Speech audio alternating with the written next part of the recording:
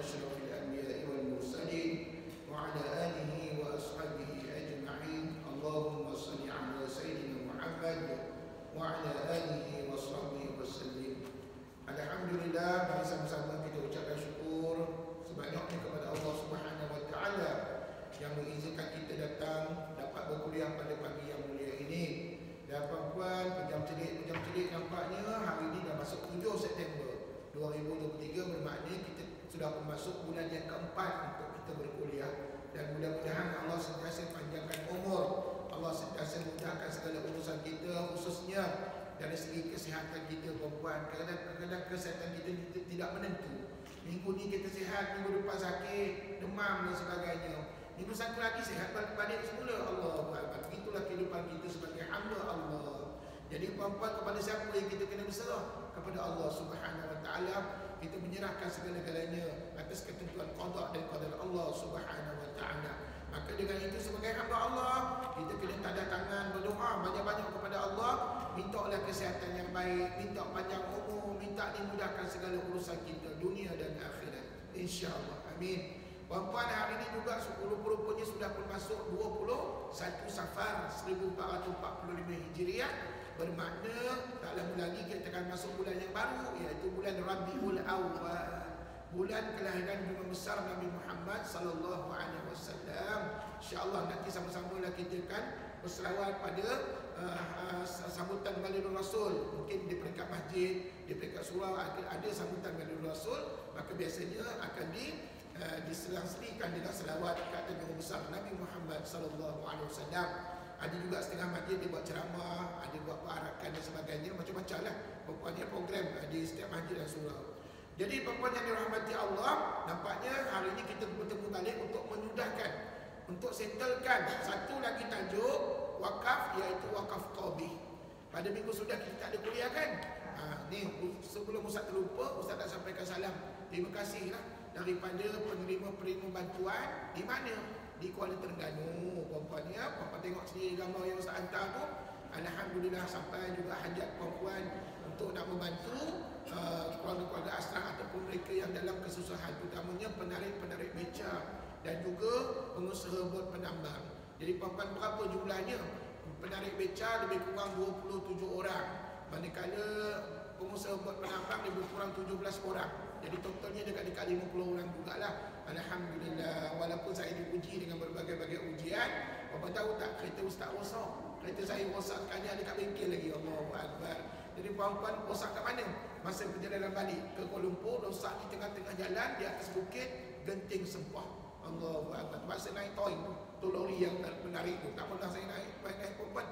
Naik juga towing hari tu. Allahu Akbar. Jadi puan-puan, ini semua ujian Allah. Tapi kan semuanya diuji oleh Allah itu setelah saya selesai bagi bantuan. Alhamdulillah. Cuba bayangkan kalau saya diuji dengan ujian sebegitu, semasa nak bagi bantuan sudah tentu tak dapat nak sampaikan bantuan kepada mereka kan. Jadi puan-puan, ini semua adalah ketentuan Allah dan kita amat bersyukur dengan apa yang berlaku pada diri kita pada hari ini. Setidak-tidaknya dapatlah kita membantu orang yang susah di luar sana, insya-Allah. Amin. Puan-puan yang dirahmati Allah, sebelum kita mulakan kuliah, sekali lagi saya ingatkan, pastikan semua pelajar ada set nota berkenaan dengan wakaf qabih. Set nota ni macam ni, wakaf qabih. Ya, tolong dapatkan di belakang sana. Sebab saat lagi kita kena rujuk lebih kepada nota ini selain daripada buku tajuk Ustaz, untuk menceritakan lebih detail berkenaan dengan wakaf qabih. Jadi sebelum itu, mari dah sama-sama kita mulakan kuliah dengan bacaan Ummul Kitab Al-Fatihah. A'udzubillahi minasyaitonirrajim. Bismillahirrahmanirrahim. Alhamdulillahi rabbil alamin. Ar-Rahmanir-Rahim. Maliki yaumiddin. Iyyaka na'budu wa iyyaka nasta'in. Ihdinas siratal mustaqim. Siratal ladzina an'amta 'alaihim ghairil maghdubi 'alaihim waladdallin.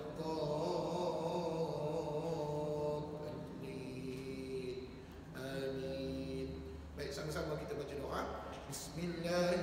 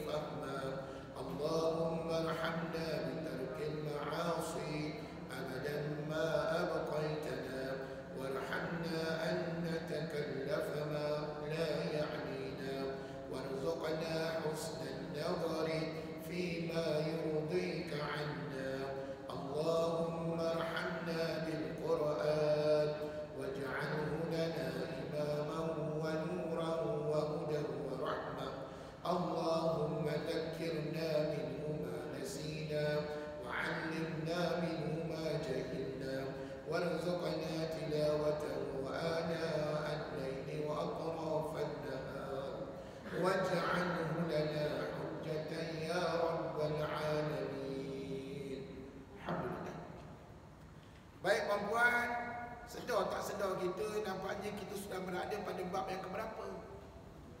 Maklumlah minggu sudah tak ada kelas, jadi minggu ni macam biasalah ustaz mulakan dengan sesi soal jawab dulu supaya puan-puan ingat dan sedar sekarang ini kita sedang berada pada bab yang keberapa? 13. Kalau puan-puan tengok muka surat tu depan dan buku tajuk ustaz tu kan bab 13. Ini bermakna sebelum ni puan-puan dah belajar berapa bab? 12 bab tu kalau daripada tahap 1, masa ustaz tahap 3 saja. 2, 3 lah puan-puan. Yang pertama mula-mula ustaz ajar kaedah ataupun hukum alif lam al-jalalah. Mula-mula ustaz sekali ustaz ajar yang tu kan. Lepas tu bab yang berikutnya hukum sakta. Dan bab yang ketiga kaedah baca hamzah wasal. Dan sekarang ni bab yang keempat ataupun kalau disusun atur daripada tajuk tahap 1, sekarang ni bab 13 lah. Tapi kalau tajuk tahap 3 saja, puan-puan baru masuk bab yang keempat. Ustaz berapa bab nak kena settlekan pembelajaran tajuk tahap 3? Jawapannya puan-puan 4 bab. Jawapannya 4 bab, iaitu bab yang pertama tadi alif lam al-jalalah, bab kedua sakta, bab ketiga kaedah baca hamzah wasal, bab yang keempat wakaf dan ibtidah, dan satu lagi, minta maaf, satu lagi bab yang kelima iaitu tanda-tanda bacaan. Yang tu panjang sikit ceritanya, nanti puan-puan akan belajar satu hari nanti insya-Allah. Jadi puan-puan bab wakaf dan ibtidah ni dah habis belajar ke belum? Belum lagi. Hari ini insya-Allah, kalau tidak hari ini pun minggu depan akan tamatlah pembelajaran berkenaan wakaf dan ibtidah. Tapi kan puan-puan, sebelum saya teruskan perbincangan kita pada tajuk wakaf qadi, ada baiknya kita ulang siaran. Al-maklumlah kita ni asyik lupa. Tak usahkan seminggu ustaz. Yang 7 minit, 7 saat pun kadang-kadang kami lupa. Apatah lagi kalau dah lebih daripada seminggu tak berkuliah dengan ustaz. Jadi puan-puan, sekali lagi diulang ya, apakah tajuk besar bagi bab 13 kita ni?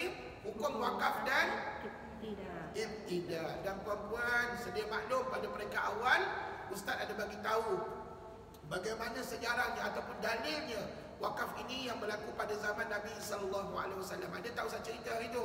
Yang pertama daripada dalil daripada yang berlaku kepada Ummu Salamah, ditanya oleh para sahabat bagaimana Rasulullah sallallahu alaihi wasallam membaca Al-Fatihah. Lalu diterangkan oleh Ummu Salamah, baginda sentiasa memberhentikan bacaannya di setiap hujung ayat dalam surah Al-Fatihah. Maknanya Fatihah itu ada berapa ayat? 7 ayat. Bermakna dipercayai Rasulullah sallallahu alaihi wasallam memberhentikan sebanyak 7 kali ketika membaca surah Al-Fatihah. Sebab ayat dalam Fatihah itu hanya ada 7. Jadi kalau perempuan nak tanya dengan ustaz-ustaz macam mana Rasulullah baca Fatihah, jawapannya Rasulullah sentiasa memberhentikan bacaan di setiap satu ayat dalam surah Al-Fatihah. Maknanya berapa kali Rasulullah berhenti?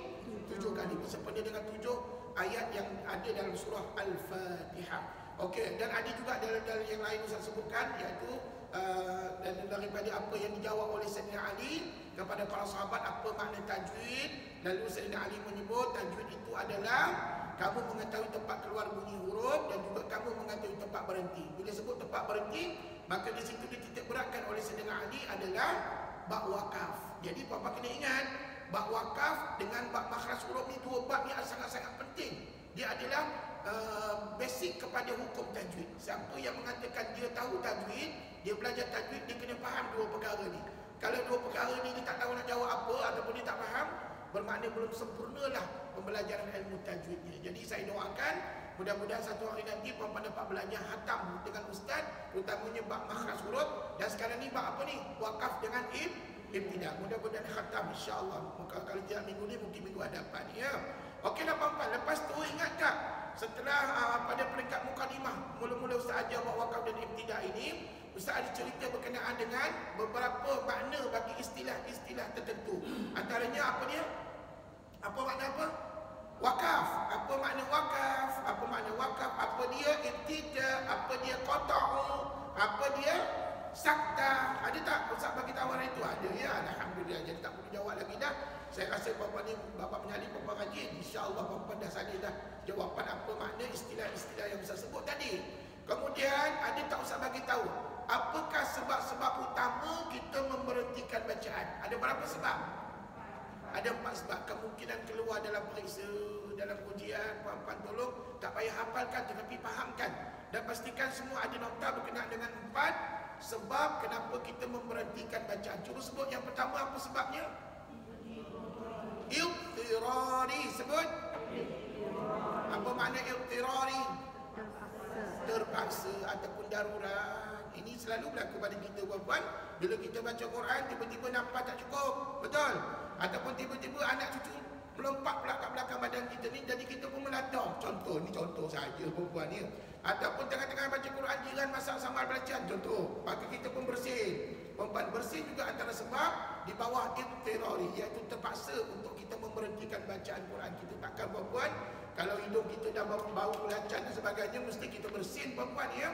Jadi perempuan itu adalah sebab-sebab yang tidak sengaja ataupun terpaksa kita memberhentikan bacaan ketika membaca Al-Quran. Itu yang pertama. Yang kedua, apa dia? Ikhtibari. Betul. Ikhtibari apa maknanya puan? Menguji. Siapa yang uji siapa? Guru lah. Takkan anak murid uji cikgu. Cikgu lah yang akan menguji anak murid. Yang mana ketika anak murid membaca Al-Quran lalu tiba-tiba berhenti. Lalu di situ berlakulah sesi soal jawab di antara guru dan anak murid. Dan biasanya cikgu akan tanya, itu wakaf apa? Kenapa kita berhenti dan sebagainya? Maka perbuatan itu dikenali sebagai ikhtibari. Okey, yang ketiga apa dia puan? Intizari. Maknanya apa? Menunggu. Siapa yang tunggu siapa? Anak murid tunggu cikgu. Tunggu cikgu nak apa yang kita nak tunggu dengan bacaan guru tadi, iaitu contohnya sebagai contoh surah Al-Insan ayat yang keempat. Dalam Al-Quran kita ada surah Al-Insan ayat yang keempat, di mana perkataan salasila itu boleh dibaca dengan 3 wajah bacaan. Dan perbuatan puan-puan menunggu ustaz memperdengarkan contoh bacaan, itu namanya intizari, menunggu. Maknanya selepas puan-puan dengar ustaz baca, maka tapi pada waktu itu puan-puan berhenti. Dan lepas ustaz dengarkan bacaannya, 3 bentuk bacaan, maka pilih salah satu bentuk bacaan yang mudah bagi kita untuk memperhatikannya. Okey, jadi itu sebab yang ketiga. Sebab yang keempat, ikhtiyari. Apa maknanya?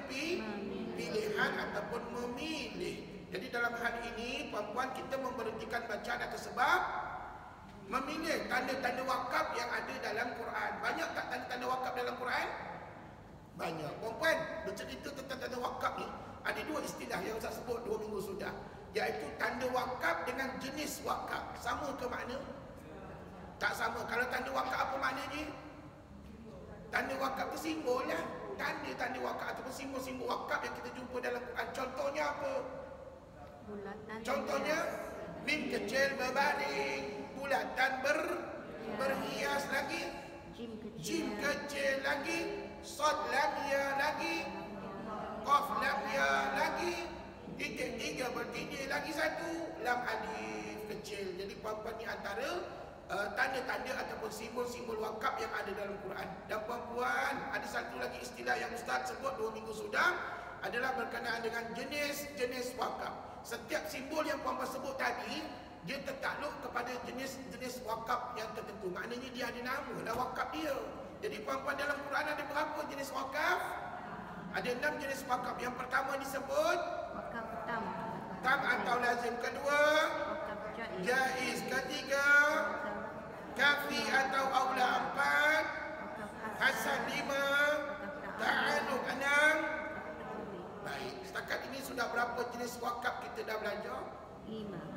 Baik, hari ini kita nak masuk jenis wakaf yang ke-6 yang disebut ulama dengan namanya wakaf qabi. Dan saya harap kepada para pelajar yang tak hadir pada minggu-minggu sebelum ini, yang tak ada nota berkenaan dengan 6 jenis wakaf, boleh rujuk dalam buku taji Ustaz ataupun rujuk pada nota di whiteboard yang Ustaz tulis ya. Jadi hari ini kita nak sambunglah perbincangan tentang wakaf qabi. Wakaf yang ke-6 ya, dalam susun atur wakaf adalah wakaf qabi. Jadi puan-puan ada tak nota ni? Nota yang satu set ni?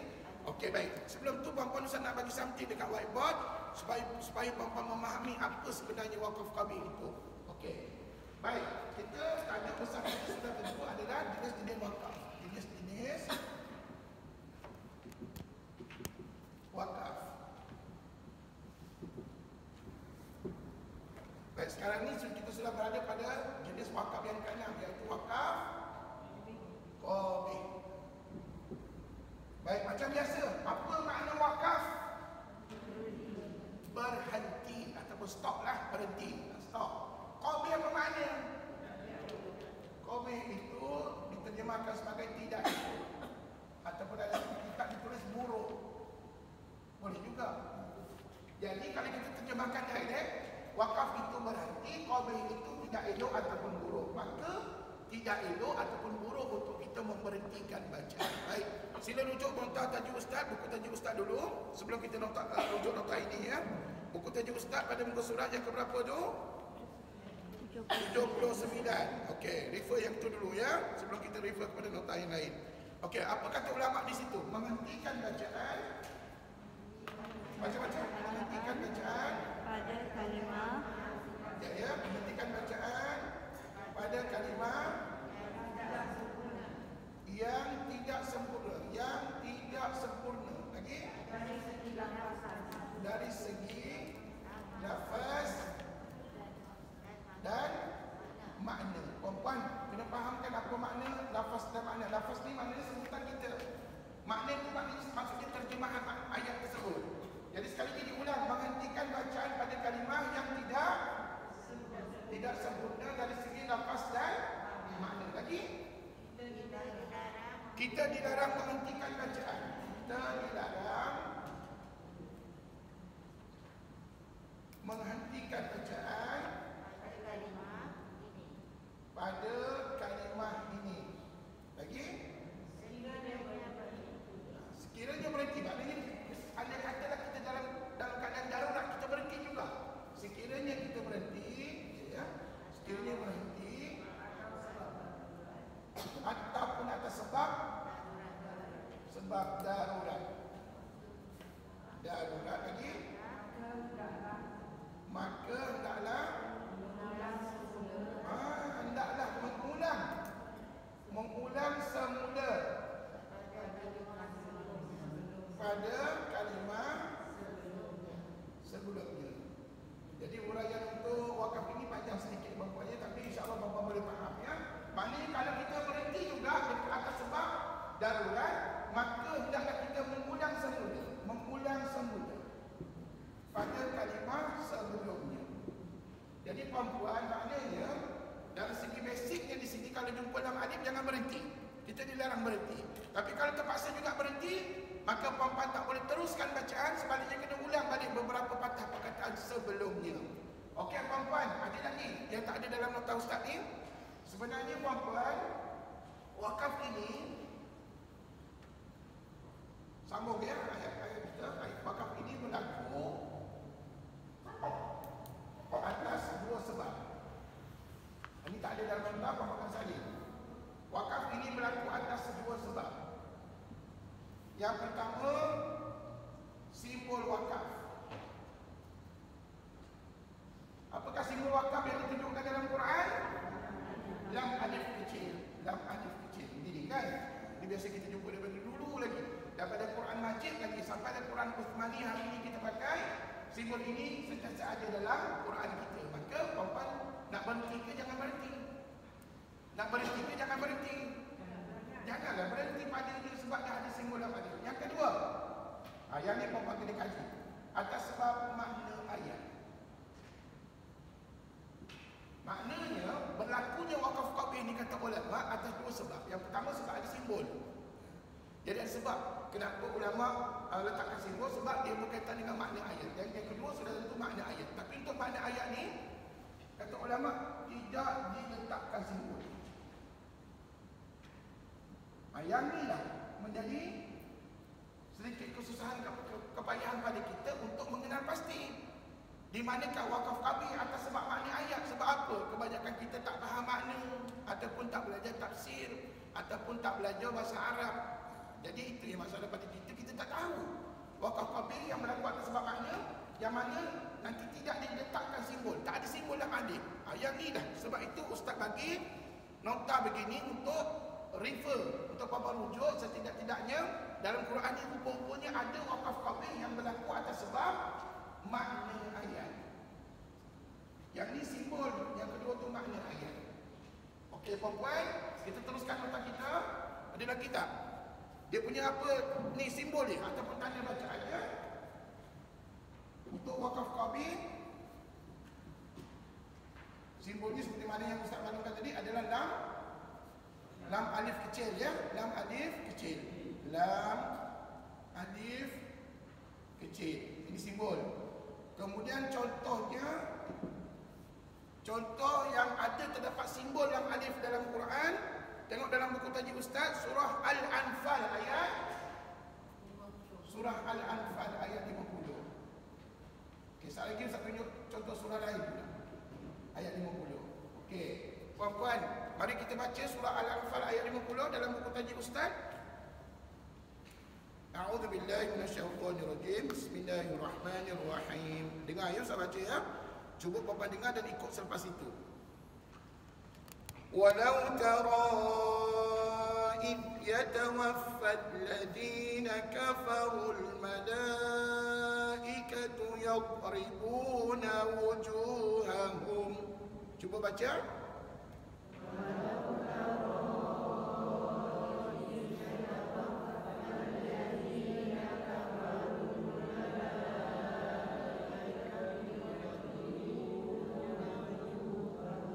Cukup bernafas tadi tu. Harap-harap cukup lah. Kalau Bapa baca laju cukup lah kan. Tapi kalau baca slow, Bapa mungkin tak cukup. Itu sebab Bapa kena tengok ayat yang kita baca tu. Kalau kita rasa panjang ayatnya, baca laju sedikit ya, supaya nafas kita cukup sampai kepada kalimah wujuhahum. Dan Bapa perasan tak dekat kafaru ada simbol lam alif. Jadi kalau nak tunjuk dalam jawapan ataupun dalam latihan dalam ujian, macam mana contoh surah Al-Anfal ayat 50, sudah tentu mula-mula perempuan letak lagak begini. Lepas tu baru tulis dengan kafar. Dan jangan lupa mesti ada lam alif kat sini. Lepas tu kalau nak salin ayat selepas ni boleh, tak nak salin pun tak apa. Kalau tak nak salin, bubuh boleh juga. Jadi puan-puan, ini salah satu cara untuk kita nak menunjukkan contoh wakaf qabi yang ada dalam surah Al-Anfal. Okey. Jadi Ustaz, tadi kami dah berhenti wujuhahum. Kat mana nak ulang? Okey, baik. Untuk ayat ini, puan-puan boleh ulang pada al-malaikatu yadribuna wujuhahum. Boleh. Ataupun nak teruskan wa adbarahum wa dhuqu adzabal hariq pun boleh juga. Ya. Jadi kalau kita ulang balik, al-malaikatu yadribuna wujuhahum wa adbarahum wa dhuqu adzabal hariq. Sebut.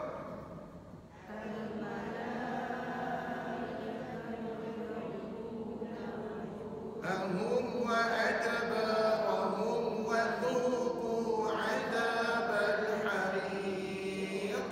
Ustaz, kalau tak cukup dapat macam mana Ustaz? Saya nak teruskan aja wa adbarahum, boleh juga, tak ada masalah ya. Jadi puan-puan, inilah caranya. Asalkan apabila jumpa lam alif, jangan kita berhenti pada dia. Ustaz, kalau saya tak berhenti juga macam mana? Contohnya, walau tara id yatawaffal ladina kafaru. Ambil nampak contoh, ni contoh saja puan-puan ya.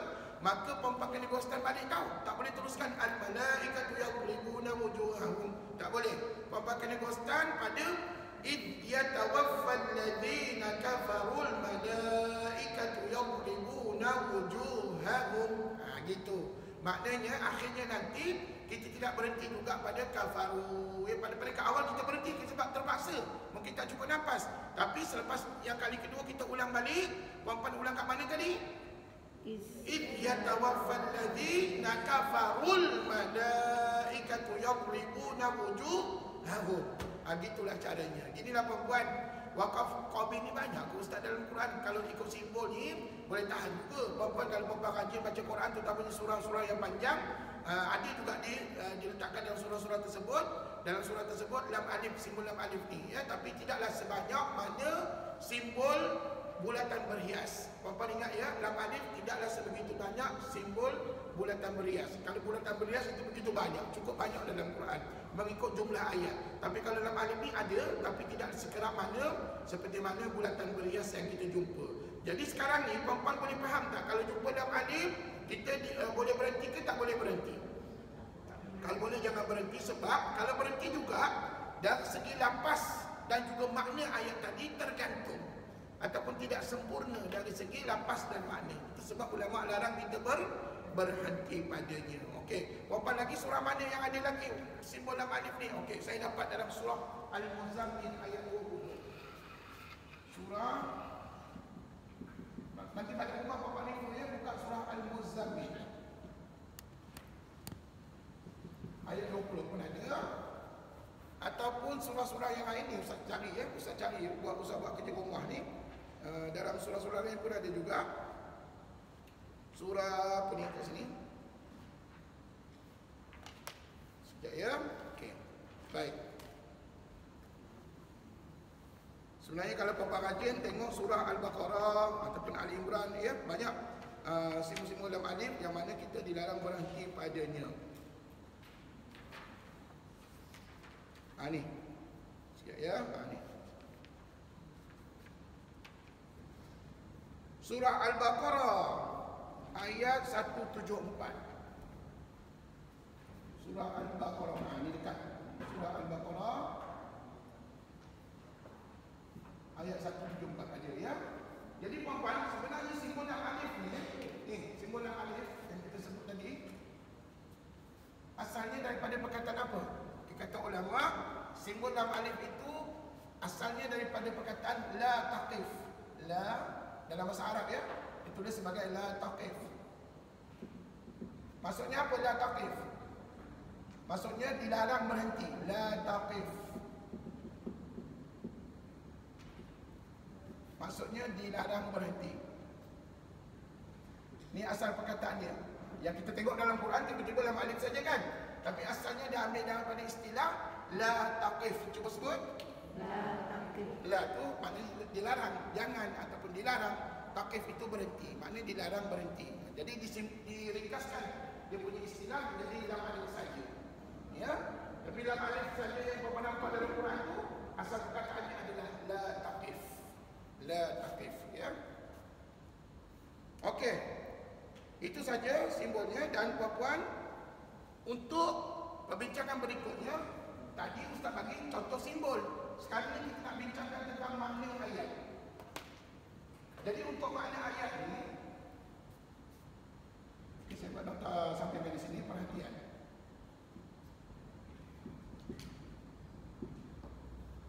Untuk mengetahui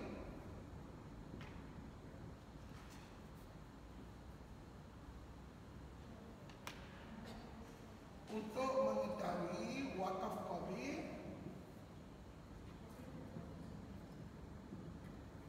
yang berlaku atas sebab makna ayat,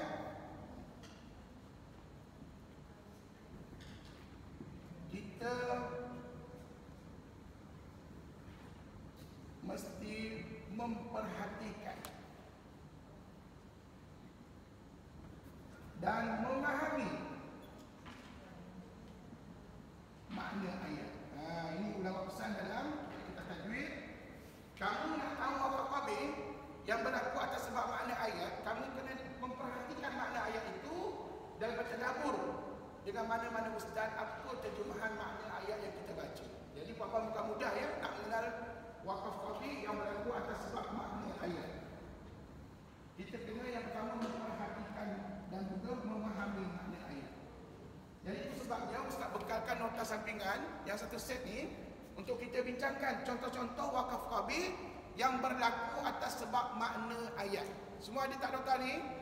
Okey, mari kita bincangkan sama-sama. Mudah-mudahan dapat memberi gambaran kepada kita yang setiap hari baca Quran ni, rupa-rupanya wakaf qabil ni merata-rata dalam Quran sekiranya kita memahami makna ayat yang dibaca. Okey, sila lihat nota Ustaz. Muka surat yang pertama atas sekali. Puan-puan, mari kita baca tajuknya dulu. Bentuk-bentuk wakaf qabil atas sebab makna ayat. Okey, baik. Yang pertama, dia ada beberapa poin. Ini poin yang pertama. Kat sini ulama tulis apa ni? Menghentikan bacaan pada kalimah yang belum lengkap dari segi tata bahasa. Maknanya kalau puan-puan berhenti juga degil ataupun putus nafas, maka akan menyebabkan makna ayat itu tergantung ataupun tidak sempurna dari segi tata bahasanya. Contoh yang paling senang kalau puan-puan perasan, surah Al-Fatihah ayat 1 ada, ayat 2 ada, ayat 4 ada dan ayat 6 pun ada. Okey, mari ikut ustaz. Contoh yang pertama surah Al-Fatihah ayat 1. Puan-puan surah Al-Fatihah ayat 1 mulanya kat mana? Bismillahirrahmanirrahim. Ikut.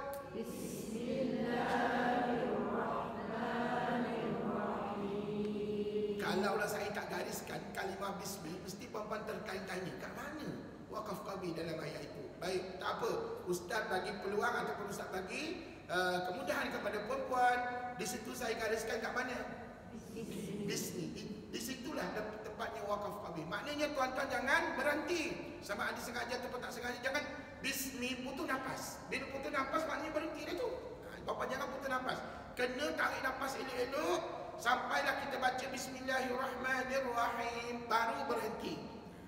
Jadi jangan pula Bismillahirrahmanirrahim. Tak boleh puan-puan. Kalau buat juga berdosa lah pada kita. Sebab apa? Kita berhenti pada wakaf qabi. Puan-puan membaca ayat tadi tidak sempurna dari segi tata bahasanya. Okey, apa yang dikatakan tata bahasa? Maksudnya begini.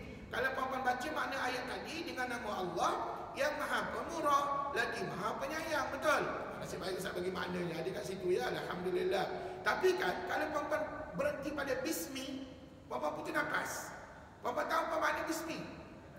Bismi itu dengan nama apa? Jadi puan-puan nampak tak situ? Makna ayat tadi sudah tergantung, tidak lengkap dari segi tata bahasanya. Sepatutnya ayat itu menunjukkan dengan nama Allah yang Maha Pengasih lagi Maha Penyayang. Tapi tiba-tiba kita baca dengan nama apa? Jadi itu sebab ulama kata bismi itu kalau berhenti maka dia adalah wakaf qabi yang berlaku atas sebab makna ayat. Okey, yang kedua, surah Al-Fatihah juga ayat yang kedua. Ikut. Alhamdulillahi Rabbil Alamin. Alhamdulillahi Rabbil Alamin. Kalau kita berjaya baca ayat tadi dengan sempurna, maka ayat itu bermakna segala pujian bagi Allah, Tuhan yang memelihara dan mentadbirkan sekalian alam. Itu makna ayat yang lengkap. Tapi kat manakah wakaf qabi? Rabbi. Tapi ingat, wakaf qabi pada Rabbi tidak ditunjukkan dengan apa-apa simbol. Jadi macam mana yang dikatakan kita salah baca ayat ini Ustaz? Maksudnya begini, sekiranya kita memberhentikan bacaan ataupun putus nafas. Alhamdulillahi Rabbil Alamin, contoh. Kalau kita buat begitu maka salah besar pada bacaan kita sebab kita sudah memutuskan makna ayat tadi, ya. Bapa tahu tak kalau kita baca Alhamdulillahi Rabbi saja, makna ayat itu sudah menjadi segala pujian bagi Allah Tuhan. Puan-puan tak sebut pun Tuhan itu ataupun Allah itu adalah yang mentadbir sekalian alam. Jadi makna ayat tadi tergantung. Itu sebab puan-puan jangan berhenti pada Rabbi. Tapi insya-Allah macam kita ni belajar Quran, ustaz dah bagi warning ni, insya-Allah kami tak akan putus nafas pada perkataan Rabbi. Tapi mana tahu anak cucu di rumah mereka baru nak belajar Fatihah kan, terutamanya budak-budak umur 7-8 tahun, mereka baru nak baca Fatihah, tiba-tiba mereka baca begini, Alhamdulillahi Rabbil Alamin. Dia putus nafas kat situ. Jadi puan-puan tegah kat situ, tegah pada anak cucu kita, jangan putus nafas pada Rabbi. Sebab di situ berlaku wakaf qabi. Okey. Ayat yang keempat, Maliki Yaumiddin.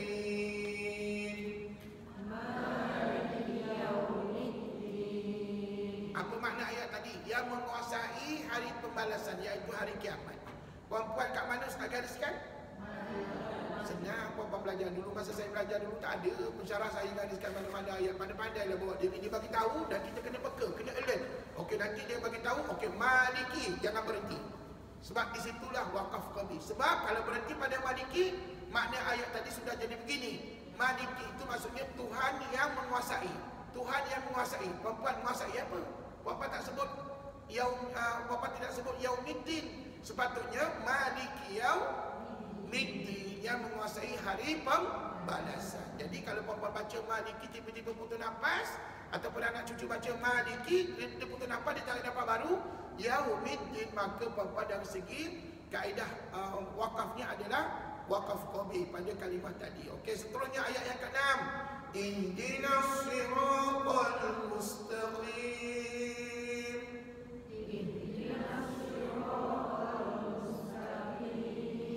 Kat mana wakaf qabi kita? As-sirata. Kalau nak puan berjaya baca ayat tadi satu ayat dengan lengkap tanpa putus nafas, maka ayat tadi bermakna tunjukkanlah kami jalan yang lurus. Tapi kalau ihdinas sirata saja, tunjukkanlah kami jalan. Jalan apa? Puan-puan, jadi tergantung dari segi maknanya, tata bahasa ini tidak lengkap. Maka itu sebab digariskan pada as-sirata. Okey, seterusnya surah Al-Baqarah ayat 3. Tengok di bawah tu, mari kita baca. الذين يؤمنون بالغيب ويقيمون الصلاة ومما رزقناهم ينفقون. الذين يؤمنون بالغيب ويقيمون الصلاة ومما رزقناهم ينفقون. Kalau baca macam tu terbaik. Terbaik. Sebab apa makna ayat tadi? Iaitu orang-orang yang beriman kepada perkara-perkara yang ghaib dan mendirikan solat serta membelanjakan sebahagian daripada hartanya yang kami berikan kepada mereka. Maknanya terbaik. Kalau mampu.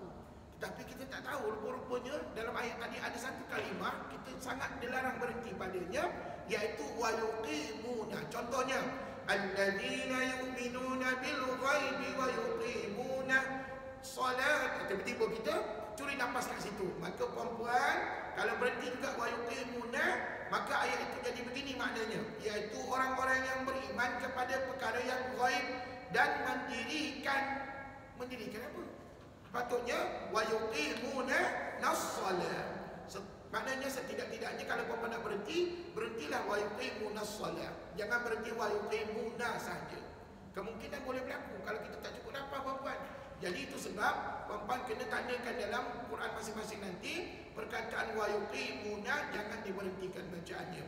Okey, seterusnya surah Yunus ayat 13. Yusuf ayat 13. Okey, ready?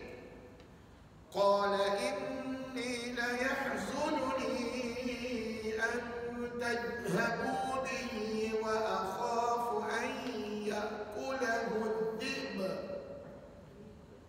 Ikut.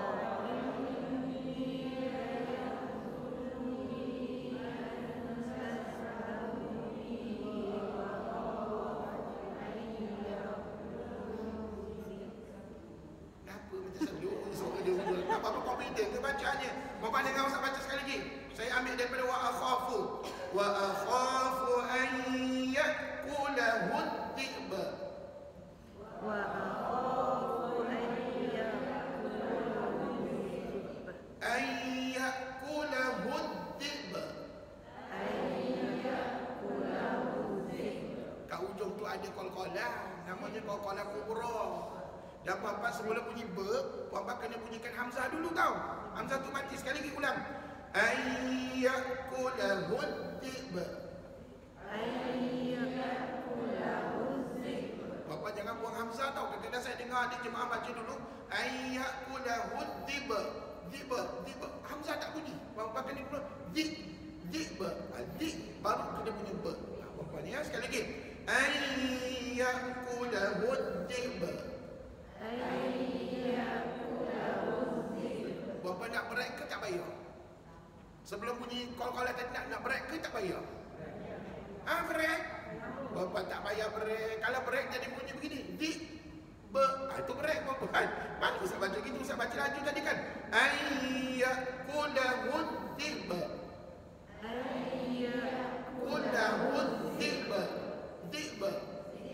Itu puan-puan tak payah break sebab ini bukan qalqalah akbar, ini qalqalah kubra.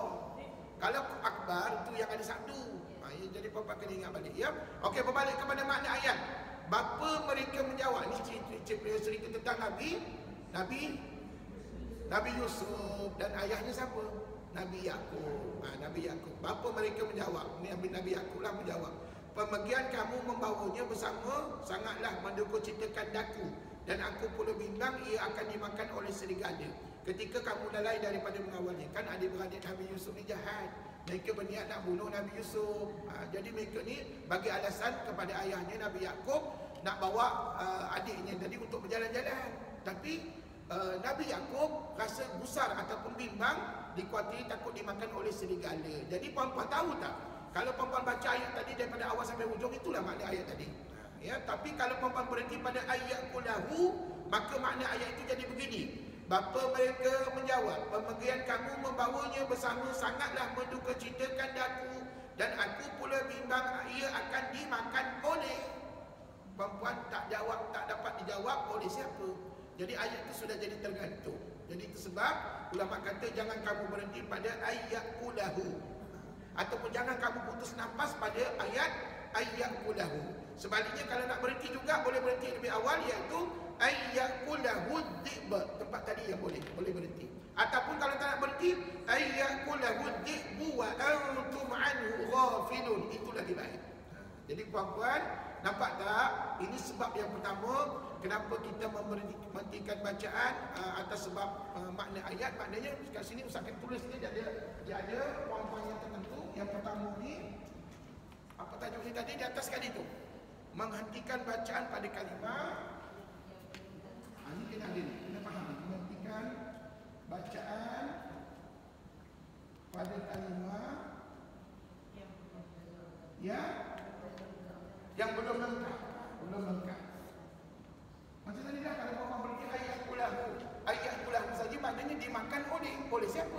Puan-puan tak sebut pun perkataan serigala dekat sini. Jadi puan-puan itu maksudnya bacaan pada kalimah yang belum lengkap. Dari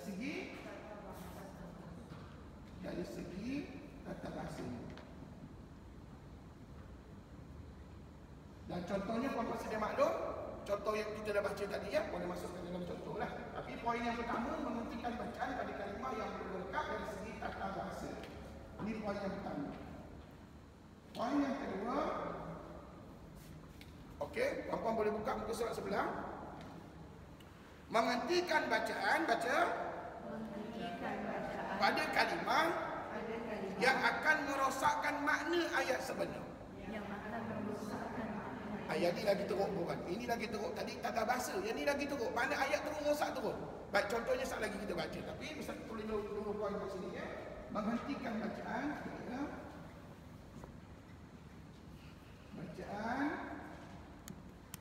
kalimah yang boleh merosakkan makna ayat sebenar. Okey. Jadi poin penting sini adalah merosakkan makna ayat sebenar. Ini poin penting. Contohnya, silakan mari kita baca contoh. Pertama, surah An-Nisa ayat 43. Okey, ayatnya panjang, kita baca pendek. Kita baca yang sikit saja puan-puan ya. Okey, cuba ikut ustaz ayatnya. Ya ayyuhalladzina amanu la taqrabus salata wa antum sukara.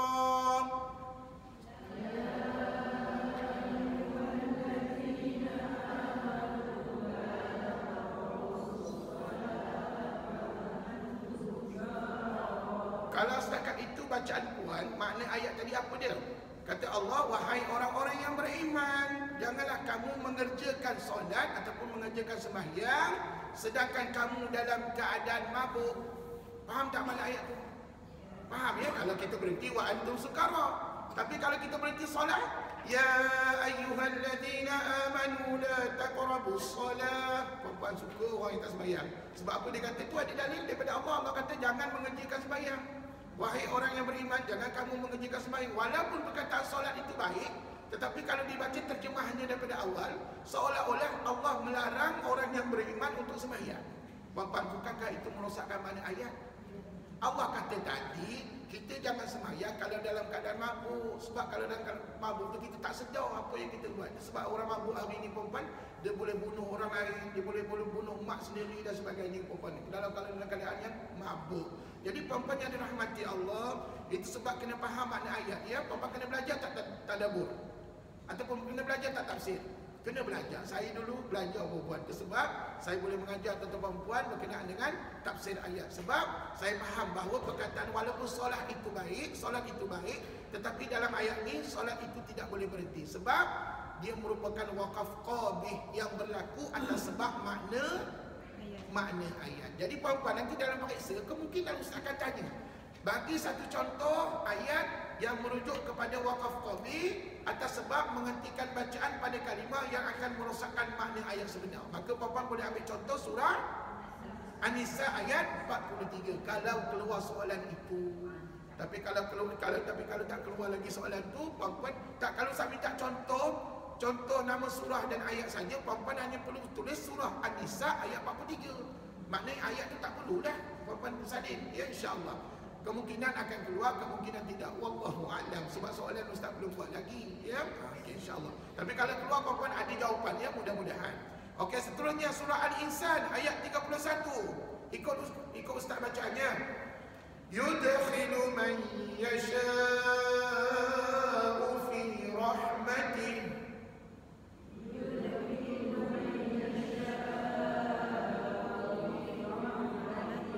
Allah kata apa? Ia memasukkan sesiapa sahaja yang dikehendakinya ke dalam rahmatnya, yakni dalam syurga. وَالظَّالِمِينَ أَعَدَّ لَهُمْ عَذَابًا أَلِيمًا.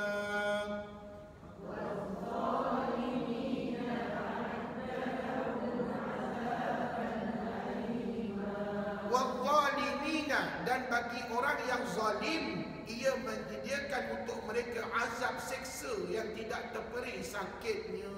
Bapa nampak tak different kat situ?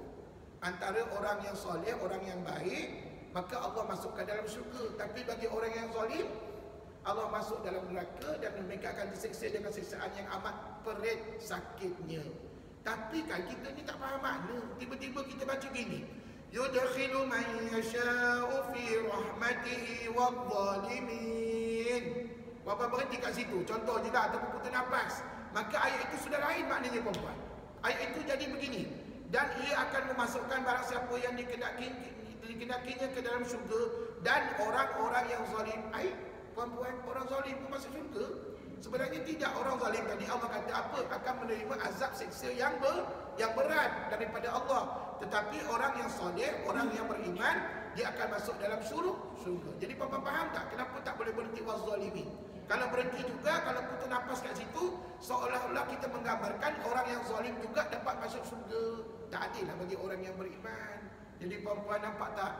Makna ayat sudah rosak ataupun bertukar makna ayat, puan-puan. Okey, seterusnya surah Fatir. Surah Fatir ayat 7. Okey, tadi. Alladzina kafaru lahum 'adzabun syadid.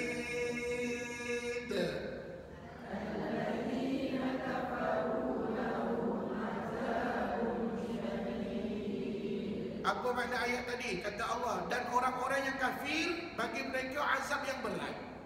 Walladzina amanu wa 'amilus salihati lahum maghfiratun wa ajrun kabir.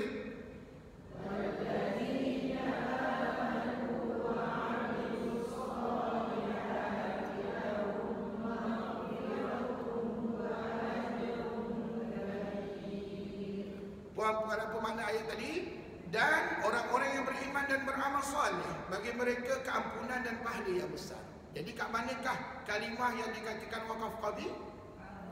Aman ini merujuk kepada orang beriman. Kalau ikutkan fikir logik kita, Ustaz, orang beriman apa salahnya, Ustaz? Okey, cantik makna itu orang beriman. Tetapi kalau puan-puan berhenti kat situ, contohnya puan-puan baca daripada awal, alladzina kafaru lahum 'adzabun syadidun walladzina amanu. Puan-puan tahu apa makna ayat tadi? Maknanya orang-orang yang kafir, bagi mereka azab yang berat, dan orang-orang yang beriman. Orang beriman pun dapat azab juga. Jadi puan-puan kan rosak makna ayat tadi. Betul tak, puan? Betul. Jadi puan-puan fikir sama-sama dalam makna ayat tadi, dan insya-Allah dengan contoh yang simple macam ni Ustaz bagi, puan-puan fahamlah kenapa para ulama melarang kita berhenti pada kalimah amanu. Walaupun makna amanu itu orang beriman, maknanya baik. Tetapi kalau dibaca daripada awal, puan baca daripada awal, puan berhenti walladzina amanu, seolah-olah menggambarkan orang beriman pun kena azab daripada Allah. Jadi tidak adil dan tidak betul bagi statement itu ya. Jadi puan-puan kena jaga, kena faham tak mana ayat di sini? Kena faham ya. Jadi saya doakanlah satu hari nanti puan-puan, macam saya dulu alhamdulillah sempat belajar tafsir, sempat belajar tadabbur dengan ustaz-ustaz tertentu ya, pensyarah-pensyarah daripada UKM, Universiti Kebangsaan Malaysia. Alhamdulillah hebat-hebat pensyarah saya. Semuanya belajar overseas, semua belajar, ada kitab-kitab sendiri puan-puan. Allahu akbar. Macam puan-puan saya doakan dapat belajar dengan mana-mana ustaz di Majlis Taqwa, belajarlah tadabbur, belajarlah tafsir, setidak-tidaknya memahami apa makna ayat yang kita baca. Okey, baik, itu contoh yang ke 1, 2, 3. Contoh yang keempat sebelah. Satu lagi contoh. Surah Al-An'am ayat 38. Okey, ready? Ikut ustaz baca. Wa ma min dabbatin fil ardi wa la ta'irin yatiru bi janahihi illa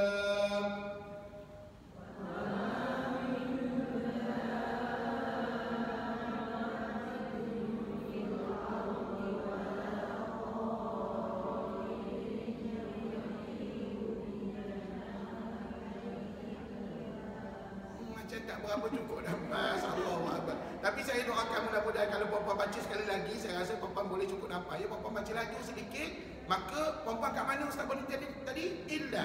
Illa boleh berhenti. Yang tak boleh berhenti bi janahaihi. Sebab apa? Kalau berhenti kat situ, nanti makna ayat itu jadi apa? Dan tidak ada seekor pun binatang yang melata di bumi. Melata itu maknanya hidup lah. Hidup di bumi. Dan tidak ada seekor pun burung yang terbang dengan kedua sayapnya kecuali situ ustaz boleh tadi okey, kecuali maknanya ada ayat sambungan dia. Tapi kalau puan-puan berhenti bi janahaihi, jadi makna ayat itu jadi apa puan-puan? Dan tidak ada seekor pun binatang yang hidup di bumi dan tidak ada seekor burung pun yang terbang dengan kedua sayapnya. Puan-puan sudah menolak ciptaan Allah Subhanahu Wa Taala. Sedangkan burung kita tahu mesti terbang dengan kedua sayapnya. Sedangkan puan-puan kata tidak ada seekor binatang ataupun haiwan burung pun yang terbang dengan kedua sayapnya. Maknanya ayat puan-puan tadi sudah merosakkan apa yang kita baca, sudah merosakkan makna ayat. Jadi itu sebab kita tak boleh berhenti kat mana? Bi janahaihi. Tapi boleh berhenti pada illah. Illah boleh. Ustaz, kalau kami dah berhenti pada illah, kami nak ustaz kat mana? Puan-puan boleh ulang pada illah. Illa umamun amthalukum. Boleh. Jadi ginilah puan-puan. Wakaf qaumi ni puan-puan kena berguru, kena dapat kepanduan direct daripada guru. Jadi nanti kalau puan-puan baca Quran, puan-puan rasa macam tak sedar hati ustaz saya nak berhenti kat kalimah ataupun tak tahu nak berhenti kat mana, puan-puan hubungi ustaz bila-bila masa, ambil gambar ayat tersebut dan nanti saya bagi panduan kepada puan-puan ya, insya-Allah bila-bila masa boleh. Jadi cuba sekali lagi baca ayat tadi, macam tak sempurna bacaan puan-puan tadi. Okey tadi. Kita niat berhenti kat mana tahu? Berhenti pada illah. Wa ma min الأرض ولا طائر يطير بجناحيه إلا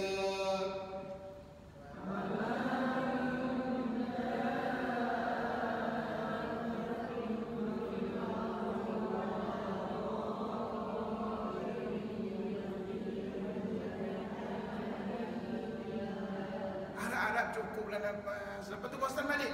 Illa umamun amthalukum.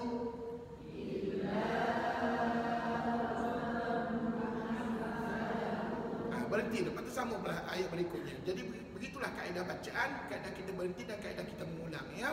Dan puan-puan, apa makna illa umamun amthalukum? Kata Allah, melainkan mereka adalah umat-umat seperti kamu, kata Allah Subhanahu Wa Taala. Jadi puan-puan, perlu tak kita memahami makna ayat?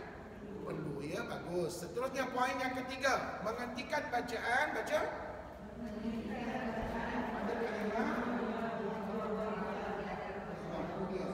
Jangan lagi teruk pasal apa kita menghentikan bacaan pada kalimah yang membawa biadab kepada Allah Subhanahu Wa Taala. Sebab kita kena fahamkan maknanya ayat-ayat ini sungguh-sungguh puan ya, supaya tidak berlaku kesilapan dalam kita memberhentikan bacaan. Jadi poin penting kat sini adalah membawa biadab kepada Allah. Kalau yang kedua tadi merosakkan makna ayat. Kalau yang pertama dari segi tidak sempurna dari segi tata bahasa. Tapi kali ini boleh membawa biadab kepada Allah. Contohnya surah Al-Baqarah ayat 26. Ikut Ustaz. Inna Allah la yastahi an yadriba mathalan ma ba'udah.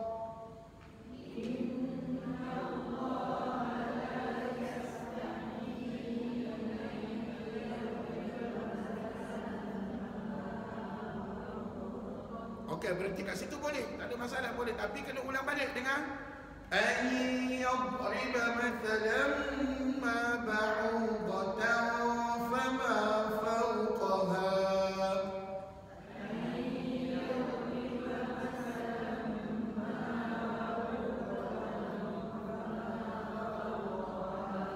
Kat mana tempat yang Ustaz gariskan?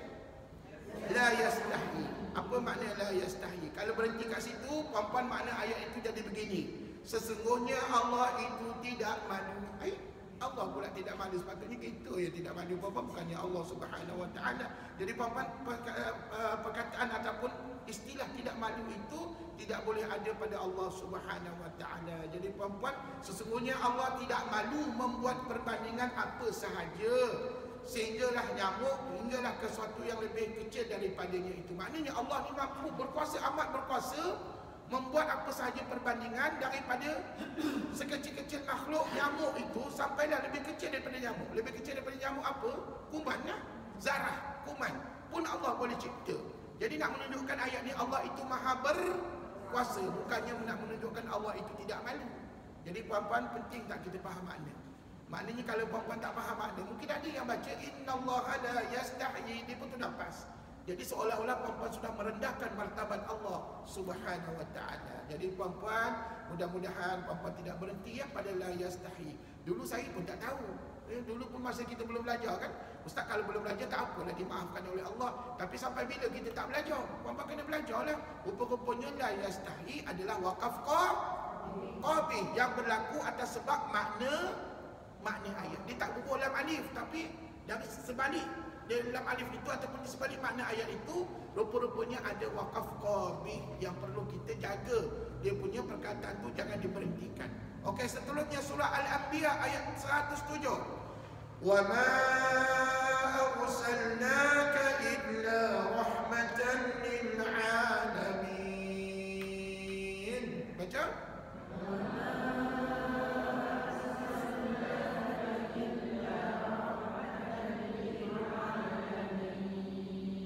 Kata Allah, dan tidaklah kami utuskan engkau wahai Muhammad melainkan untuk membawa rahmat kepada sekalian alam. Itu makna ayat tadi. Dan saya rasa ayat ni pendek kan?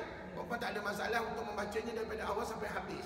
Tapi al-maklumlah orang yang tak belajar Quran, orang yang tak belajar tajwid, mungkin dia akan putus nafas. Wa ma arsalnaka illa, ka tu dia putus nafas. Bapak tahu apa makna wa ma arsalnaka? Dan tidaklah kami utuskan engkau wahai Muhammad. Itu makna ayat tadi. Jadi puan-puan, seolah-olah Allah itu tak mengutuskan Nabi Muhammad, sedangkan Allah mengutuskan Rasulullah untuk menjadi rahmat kepada sekalian alam. Jadi maknanya rosak tak? Rosak, bukan rosak saja, seolah-olah kita biadab kepada Allah Subhanahu Wa Taala. Ya, kita menidakkan apa ketentuan Allah Subhanahu Wa Taala. Jadi puan-puan, itu contoh yang kedua. Contoh yang ketiga sebelah. Tengok contoh yang ketiga sikit lagi ya.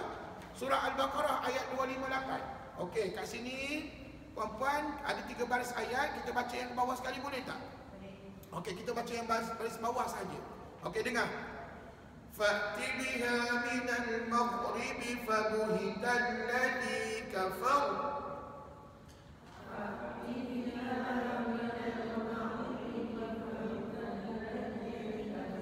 Berhenti kat situ.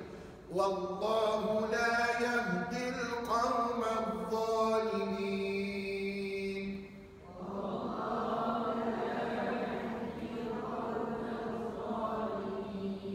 Puan-puan, kalau puan-puan belajar tafsir, belajar tadabbur, puan-puan tahu cerita apa yang Allah sampaikan dalam surah Al-Baqarah ayat 258. Start daripada atas, alam tara ilal ladzi haja Ibrahim, sudah tentu cerita tentang Nabi Ibrahim dengan siapa? Dengan Raja Namrud, iaitu raja yang mengaku dirinya Tuhan. Jadi dalam ayat ini menceritakan, tidakkah engkau pelik memikirkan wahai Muhammad tentang orang yang berhujah membantah Nabi Ibrahim dengan sombongnya mengenai Tuhannya, kerana Allah memberikan orang itu kuasa pemerintahan. Orang itu kuasa pemerintahan siapa tu? Raja Namrud, iaitu raja yang hidup pada zaman Nabi Ibrahim alaihissalam. Ketika Nabi Ibrahim berkata, Tuhanku ialah yang menghidupkan dan yang mematikan, ia menjawab, siapa ia tu? Raja Namrud tadilah, aku juga boleh menghidupkan dan mematikan. Sebab dia ada kuasa. Memanglah dia boleh mematikan orang, tetapi dia tidak boleh menghidupkan orang manusia. Lalu Nabi Ibrahim berkata lagi, sesungguhnya Allah menerbitkan matahari daripada timur, oleh itu terbitkanlah dia daripada barat, maka tercenganglah orang yang kafir itu, lalu dia membisu, dan ingatlah Allah tidak akan memberikan petunjuk kepada kaum yang zalim. Puan-puan, kalau kita fahamkan makna ayat itu daripada awal sampai habis, insya-Allah itulah makna ayat yang Allah nak sampai pada kita. Persoalannya, dekat manakah terdapatnya wakaf qadi? Wallahu. Ustaz, bukankah wallah tu nama Allah, Ustaz? Iya, nama Allah, tapi tak boleh berhenti, puan. Kalau berhenti juga, contohnya fa'ti biha minal maghribi fabuhital ladzi kafara wallah. Contoh, ni contoh saja puan-puan ya. Maka makna ayat itu sudah jadi begini. Oleh itu terbitkanlah dia daripada barat, maka tercenganglah orang yang kafir itu, lalu dia membisu, dan Allah pun jadi tercengang kat situ. Maknanya kalau puan-puan berhenti wallahu tadi, seolah-olah menggambarkan Allah itu tercengang. Sedangkan yang tercengang itu siapa? Orang kafir ataupun Raja Namrud tadi tercengang. Sebab apa? Dia tidak berkuasa untuk mengadakan apa yang disebut oleh Nabi Ibrahim tadi. Jadi puan-puan, inilah cerita tentang Nabi Ibrahim dalam surah Al-Baqarah ayat 258. Untuk maklumat lanjut, kalau puan-puan nak lebih detail cerita ayat ni, asbabun nuzul ayat ini, boleh nak belajar dengan mana-mana guru di luar sana berkenaan dengan tafsir ataupun tadabbur ayat ini ya. Baik puan-puan, setakat ni sudah berapa poin? Sudah 3 poin. Poin yang pertama tu, poin yang kedua, ketiga. Poin yang keempat, last sekali, yang keempat. Okey, tak cukup ruang, saya boleh kat sini, boleh ya? Saya dekat sebelah kiri. Okey, poin yang keempat, sambungkannya kat sini. Apa tajuknya baca? Menghentikan bacaan pada kalimah kekufuran. Bagus. Menghentikan bacaan pada kalimah yang membawa kekufuran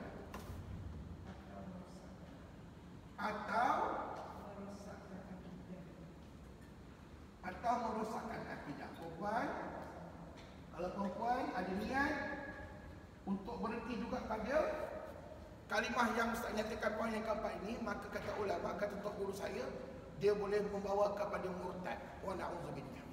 Sebab apa? Kalau ada niat, dia boleh menjadi murtad. Tapi kalau tak tahu, tak sengaja, ataupun kita tak tahu, tak belajar mana ayat, maka itu dimaafkan oleh Allah Subhanahu Wa Taala. Tapi sampai bila kita tak tahu, puan-puan. Jadi di sini Ustaz tunjukkan contoh bagaimana yang dikatakan menghentikan bacaan pada kalimah yang membawa kekufuran. Ini poin penting, kekufuran ataupun merosakkan akidah. Ini poin penting. Membawa kekufuran dan merosakkan akidah. Okey, contohnya apa? Surah Ali Imran ayat 62. Ikut Ustaz. Inna hadha lahuwal qasasul haqq.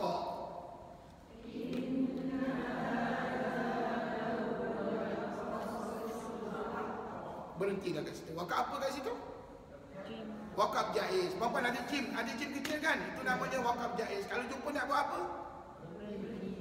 Ewa senang dia berjawab, berhenti.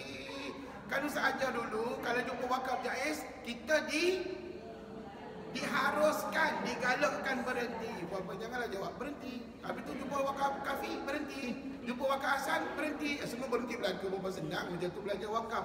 Sebenarnya kalau jumpa wakaf jaiz, kita digalakkan ataupun diharuskan berhenti padanya. Jadi bapa sudah berhenti tadi kan?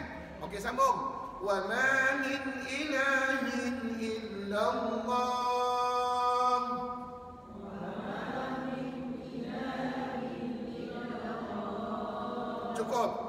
menyampaikan apa makna ayat tadi. Sesungguhnya ini adalah kisah-kisah yang benar. Wa ma min ilahin illallah, dan tiadalah Tuhan yang berhak disembah melainkan Allah. Puan, berhati-hati pada kalimah min ilahin. Jangan sama sekali putus nafas ataupun berhenti pada dia. Sebab kalau berhenti juga makna ayat itu jadi begini. Dan tiadalah Tuhan yang berhak disembah. Puan, kalau betul-betul benda itu terlintas dalam hati, maka boleh membawa kepada kekufuran kepada Allah. Kita jadi murtad, puan-puan. Sebab apa? Kita mengaku bahawa tak ada Tuhan disembah. Sedangkan ayat tadi menceritakan wa ma min ilahin illallah. Jadi ilahin tu jangan putus nafas, jangan berhenti. Sebab apa? Kalau berhenti seolah-olah kita mengaku tak ada Tuhan disembah. Jadi itu sebab apa? Berhati-hati ketika kita berkata-kata, sebab kata-kata yang membawa makna begini boleh membawa kepada murtad. Okey, seterusnya surah Ali Imran juga ayat 18. Syahidallahu annahu la ilaha illa hu. Syahidallahu annahu la ilaha illa hu. Okey, kalau ayat itu saja apa makna? Dan Allah menerangkan kepada sekalian makhluknya bahawasanya tiada Tuhan yang berhak disembah melainkan Dia. Hu tu dia tu siapa? Allah. Dekat manakah saya gariskan? La ilaha. Puan-puan cuba renungkan balik. Selama kita hidup ni, berapa ramai orang di luar sana, terutamanya kalau ada cerita-cerita kat TV, orang bawa lawak dan sebagainya, ada kalinya saya dengar perkataan la ilaha. Puan-puan tahu apa makna la ilaha? La ilaha, tidak ada Tuhan disembah. Kalau itu terlintas sedikit dalam hati kita bahawa puan-puan tak ada Tuhan disembah, maka cara otomatik kita murtad. Wa na'udzubillah. Kalau mati dalam murtad, maka puan-puan neraka jahanamlah tempat kita, puan-puan. Allahu akbar. Jadi puan-puan, wa na'udzubillah, ya. Mudah-mudahan kita dielakkan daripada menyebut perkataan la ilaha. Berapa ramai di kalangan kita bila marah pada anak cucu, kita sebut la ilah. Bukan la ilah, tetapi sebutlah dengan lengkap la ilaha illallah. Kalau la ilah saja tak ada Tuhan disembah. Jadi puan-puan berhati-hatilah ketika kita marah. Ialah bila marah kita tak sedar apa yang kita cakap, puan-puan, ya. Tapi kadang-kadang kita sedar juga, tapi kita cakap juga la ilah sebab kita ikut apa yang diajar, apa yang kita dengar di luar sana. Jadi puan-puan berhati-hati, ya. Lepas hari ini kalau nak marah anak cucu, la ilaha illallah, biarlah lengkap la ilaha illallah, jangan la ilaha saja. Jadi puan-puan, ini boleh membawa kekufuran kepada Allah Subhanahu wa taala. Begitu juga dengan di ujung sekali tu la ilaha illa huwal azizul hakim.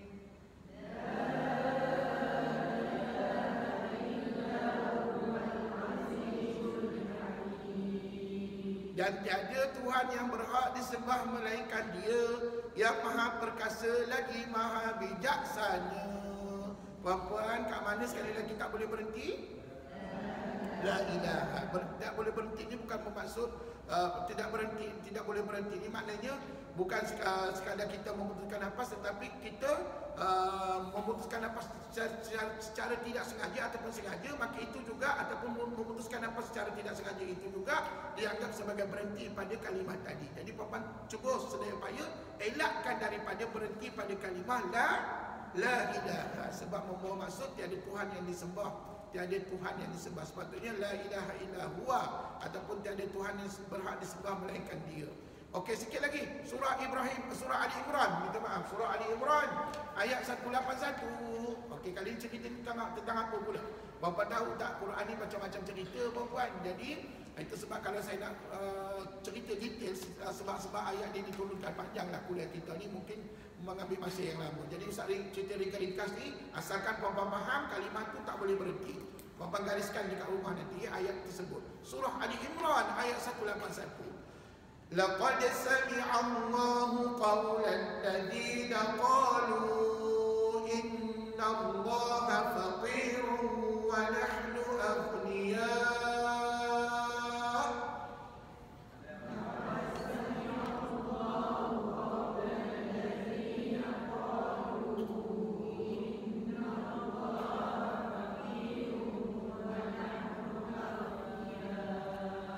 Apa kata Allah? Sesungguhnya Allah telah mendengar perkataan orang-orang Yahudi yang mengatakan bahawasanya Allah itu miskin dan kami ialah orang-orang kaya. Puan-puan, inilah sombongnya orang-orang Yahudi. Mereka mengatakan bahawa Allah itu miskin dan mereka itu kaya. Puan-puan, sebenarnya hakikat sebenarnya mereka itu miskin, Allah tu yang kaya. Jadi puan-puan, kenapa tak boleh berhenti pada fakir? Kalau puan-puan berhenti pada fakirun, seolah-olah kita menyokong statement daripada orang Yahudi tadi. Jadi puan-puan tak boleh berhenti macam ni tau. Laqad sami'allahu qawlan ladina qalu innallaha faqir. Tak boleh. Sebab apa? Kalau berhenti juga seolah-olah kita menyokong apa yang dikatakan oleh orang Yahudi yang mengatakan Allah itu miskin. Sepatutnya ayat itu disudahkan dengan apa? Laqad sami'allahu qawlan ladina qalu innallaha faqirun wa nahnu aghniya. Allah itu miskin dan kami ialah orang-orang kaya. Jadi puan-puan, itu sebabnya puan-puan jangan kita berhenti sesuka hati kita, terutamanya pada perkataan fakir. Kerana kalau berhenti juga seolah-olah kita menyokong statement daripada orang-orang Yahudi tadi. Jadi puan-puan faham ya kenapa tak boleh berhenti pada fakir. Okey, last sekali surah Ibrahim, betul kan? Last sekali ya. Last sekali nombor 5 tadi kan. Okey, muka surat yang kelima. Surah Ibrahim ayat 22. Okey, baik puan-puan, kita baca kat bawah sekali puan-puan. Baris yang ketiga dan keempat. Okey. Inni kafartu bima asyraktumuni min qabl.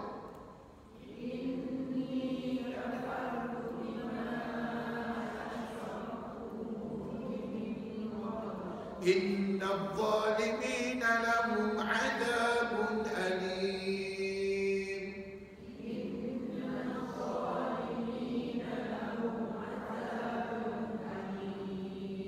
Puan-puan tahu tak cerita ayat di surah Ibrahim ayat 22 adalah cerita daripada kisah bagaimana syaitan itu mengakui bahawa dirinya adalah kafir. Dirinya adalah kafir. Inni kafartu bima asyraktumuni min qabl. Kata syaitan sesungguhnya kata syaitan sesungguhnya daripada dahulu lagi aku telah kafir. Ingkar perintah Tuhan yang telah kamu sekutukan daku dengannya. Jadi kenapa tak boleh berhenti pada ini kafartu? Kalau puan-puan berhenti maknanya puan-puan sudah mengakui bahawa kita adalah kafir. Wa na'udzubillah. Puan-puan, kita tidak kafir. Kita adalah orang Islam, kita adalah orang yang beriman kepada Allah Subhanahu Wa Taala. Jadi puan-puan penting tak kita faham makna ayat tadi? Jadi sekali lagi saya ulang, kalau puan-puan berhenti juga ini kafartu, seolah-olah puan-puan bersetuju dengan syaitan mengatakan bahawa kita ni kafir sejak daripada dulu lagi. Sedangkan yang kafir sejak daripada dulu adalah syaitan. Jadi puan-puan, itulah pentingnya kita belajar makna ayat. Ustaz, takkan contoh ni aja, tak ada ke contoh lain? Banyak contoh lain puan-puan. Saya dulu belajar 1 tahun. 1 tahun saya belajar bab tafsir ini dengan seorang guru. Bagaimana nak mengetahui tempat-tempat ayat yang ada wakaf qabliyah ataupun tidak ada. Maka kesimpulannya di sini kita semua kena belajar tadabbur ataupun tafsir ayat Quran. Baru kita dapat memahami sedikit tentang makna ayat itu, sama ada dia boleh berhenti ataupun tidak boleh berhenti. Puan-puan, inilah ceritanya. Jadi ada berapa poin di bawah tajuk wakaf ini berlaku atas sebab makna ayat? Ada berapa poin tadi? Ada 4 poin. Puan-puan tolong ambil nota ni, mana tahu keluar dalam periksa Ustaz tanya, maka ada jawapannya.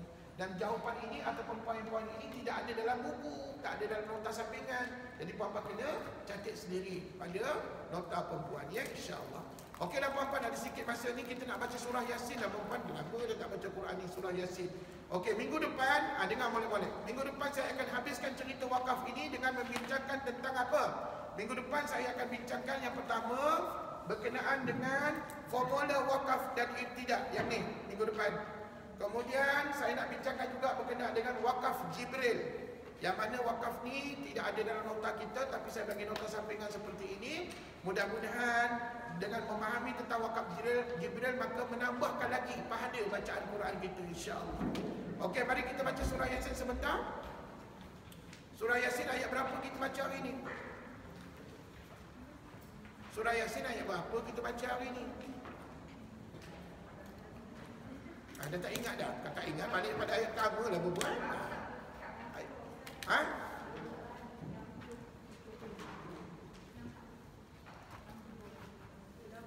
Ayat 60. Ayat 60. Oh, yang ada tanda simbol apa tu? Tanda robok ni. Ayat 60. Alam ahad ilaikum. Betul? Okey, ready. Mari kita baca surah Yasin dan kita tengok terjemahan ayatnya. Mudah-mudahan mendapat pengajaran daripada ayat ini baca. Dan insya-Allah sebelum balik nanti Ustaz nak bagi hadiah, iaitu latihan. Ada latihan hari ini perempuan insya-Allah. Okey, ready. A'udzu billahi minasy syaithanir rajim.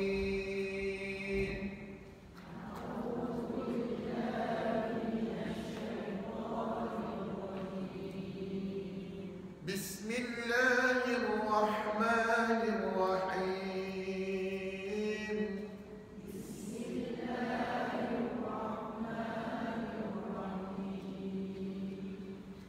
Alam ahad ilaikum ya bani Adam an la ta'budu syaitan.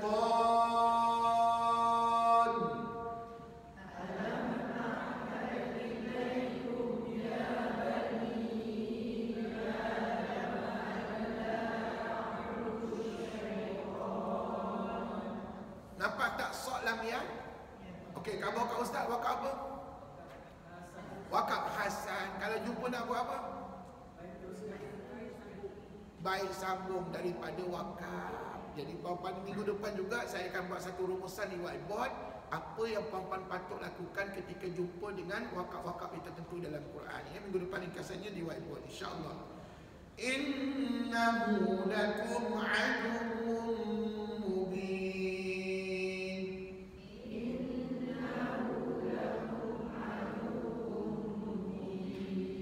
Sekali lagi jumpa wakaf apa? Itu namanya wakaf tam atau lazim. Kalau jumpa nak buat apa?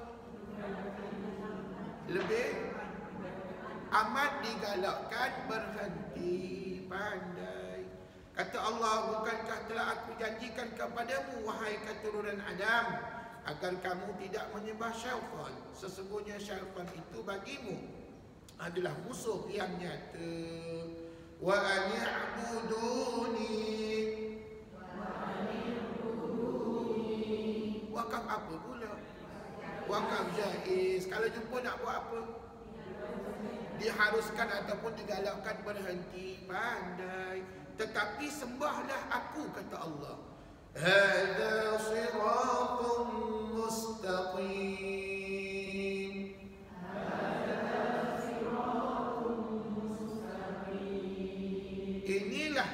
Ini adalah jalan yang benar dan lurus, kata Allah. Puan-puan, wakaf apa pula di hujung tadi?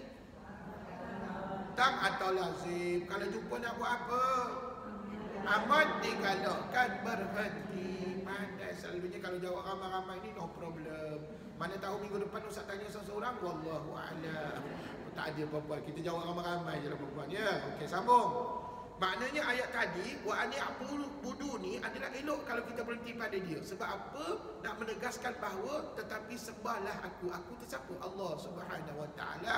Dan pula kita sambung dengan hadza siratul mustaqim. Ini adalah jalan yang benar dan lurus. Wa laqad adalla minkum jibillan katsira.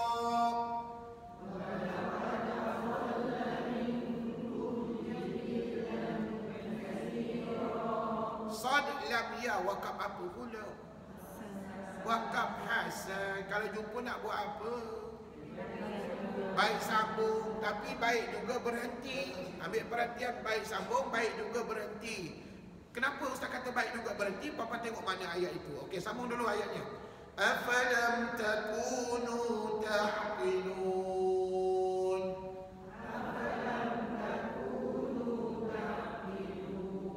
Kenapa Ustaz kata tadi baik juga berhenti? Sebab bila kita berhenti, kita dapat membezakan yang mana ayat keterangan, yang mana ayat persoalan.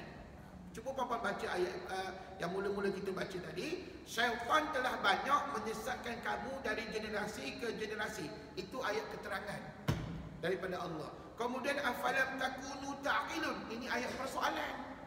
Adakah kamu tidak mahu berfikir juga? Ini ayat persoalan. Jadi dengan adanya wakaf hasan tadi, dapat membezakan antara ayat keterangan dengan ayat persoalan. Mana Ustaz tahu ayat keterangan ayat persoalan? Puan-puan belajar lah. Kena belajar. Dan saya dulu belajar. Inilah kaedahnya. Jadi puan-puan rupa-rupanya wakaf hasan ni memanglah baik sambung. Tapi baik juga berhenti. Bergantung kepada makna ayat. Jadi makna ayat ni lebih sesuai kalau kita berhenti ya. Tapi kalau ada sesiapa yang sambung, puan-puan jangan pula kata salah hukum, berdosa dan sebagainya. Tidak. Kalau dia sambung pun okey juga. Tapi kalau berhenti dapat membezakan makna ayat, keterangan dan juga ayat soalan. Sambung. Hadihi jahannamul lati kuntum tu'adun.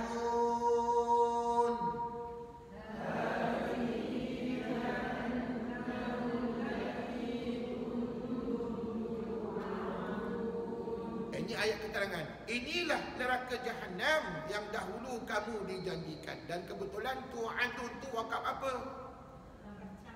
Wakaf tamat lazim. Papa kena rajin jawab baru faham. Kalau senyap macam tu ustaz jawab, puan-puan mungkin kita tak berapa mahir tentang wakaf nanti ya. Okey, bila jumpa wakaf tamat lazim, simbol bulatan berhias tadi apa nak buat? Amat digadahkan berhenti. Bagus.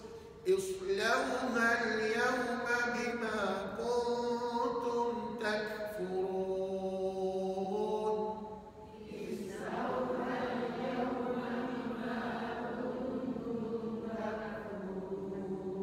Rasalah kamu bakarannya pada hari ini kerana kekufuran yang kamu lakukan. Puan-puan, kebetulan islauhal yauma tu, kebetulan islauha tu ada hamzah wasal.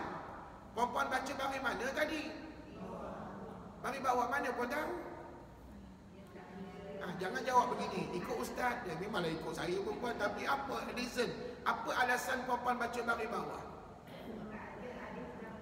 Pertamanya sebut begini, dalam kalimah itu tidak ada hukum alif lam. Betul? Yang kedua, bila tak ada alif lam, Ustaz pesan dulu apa dia? Rujuk huruf ketiga. Rujuk huruf ketiga. Huruf ketiga huruf baris mana? Lam baris satu di atas. Maka lawannya nanti hamzah wasal kena baca baris mana? Dan ini termasuk dalam kata kerja ataupun fi'il perbuatan ya. Dan puan-puan kita sambung dengan ayat 65. Al-yawma nakhtimu ala afwahihim wa tukallimuna aydihim. Al-yawma nakhtimu ala afwahihim wa tukallimuna aydihim. Baik, kalau mampu puan-puan ulang balik wa tukallimuna. Dengar. وَتُكَلِّمُنَا أَيْدِيهِمْ وَتَشْهَدُ أَرْجُلُهُم بِمَا كَانُوا يَكْسِبُونَ.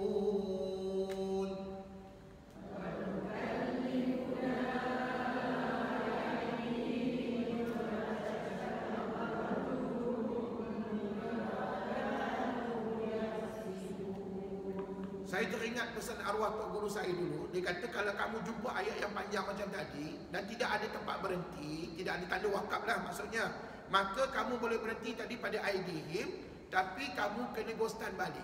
Kenapa kena ghostan balik? Untuk memastikan makna ayat itu tidak terpisah. Yang kita baca tadi satu ayat ke dua ayat puan?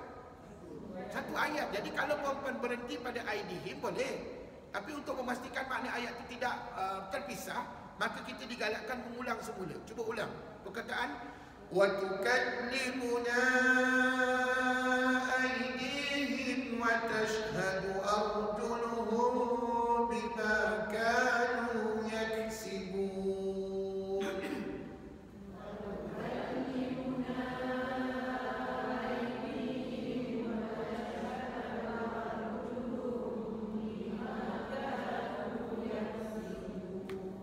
Apa kata Allah dalam ayat tadi? Pada hari ini, iaitu hari kiamat, kami akan kunci rapat-rapat mulut mereka. Mereka itu siapa? Kita lah perempuan. Dan kami berbicara dengan tangan mereka yang disaksikan oleh kaki mereka tentang segala apa yang dilakukan. Jadi perempuan di hari kiamat nanti tak ada can untuk kita nak berbohong, tak ada can untuk kita nak bersembunyi. Segala-galanya akan menerangkan kebenaran apa yang kita lakukan semasa hidup di muka bumi Allah ini. Jadi perempuan, sekali lagi saya ingatkan, boleh berhenti pada aidihim, tapi puan digalakkan mengulang pada wasukan limuna aidihim sampailah bima kanu yaksibun. Okey, teruskan. Walau nasha'u laqamasna 'ala a'yunihim.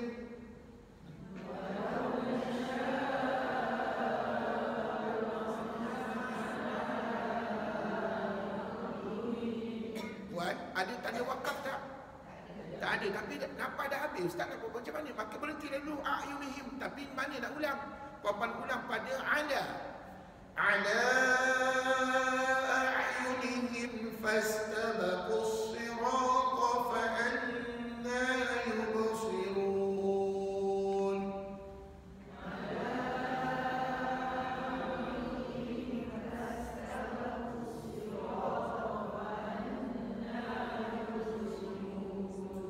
Ingat, kalau sudah berhenti ala a'yunihim, kita tak digalakkan meneruskan bacaan pada fastabaqus sirata.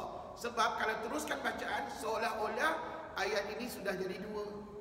Sedangkan ini namanya satu ayat.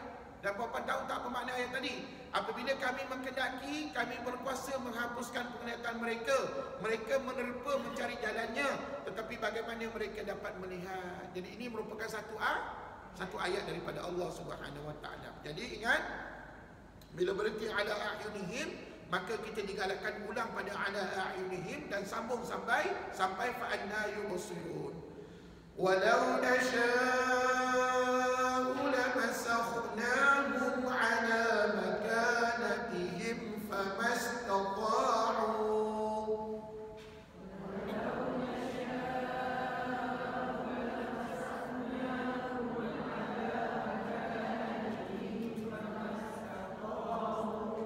فما استطاعوا مضيا ولا يرجعون.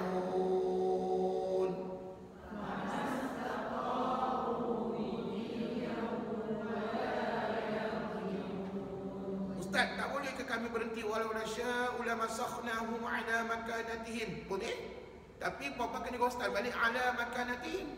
Jadi kalau kita berhenti tadi famastata'u, maka puan-puan tak payah ghostan pada ada, puan-puan boleh ghostan pada famastata'u.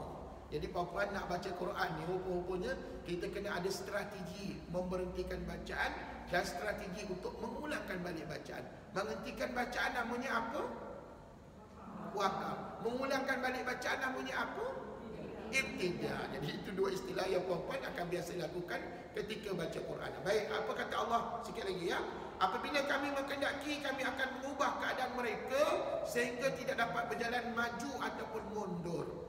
Wa man nu'ammirhu nunakkishu fil khalq.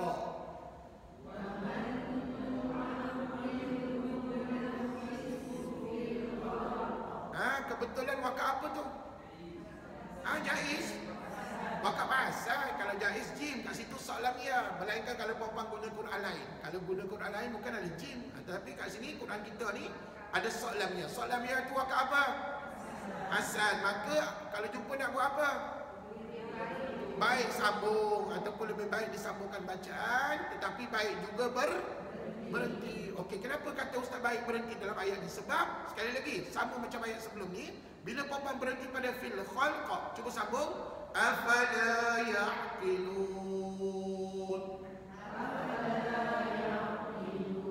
Bila berhenti, puan-puan dapat bezakan yang mana ayat statement keterangan, yang mana ayat soalan. Nampak tak mana ayat tadi? Barang siapa yang kami panjangkan umurnya, nescaya kami kembalikan kepada dia kepada fitrahnya yang lemah. Kemudian afala yaqilun, adakah mereka tidak berfikir dalam hal ini? Nampak tak? Beza tak ayat di atas dengan ayat di bawah? Beza. Jadi dengan memberhentikan bacaan pada fil khalq tadi, maka puan-puan dapat bezakan ayat keterangan dan juga ayat persoalan.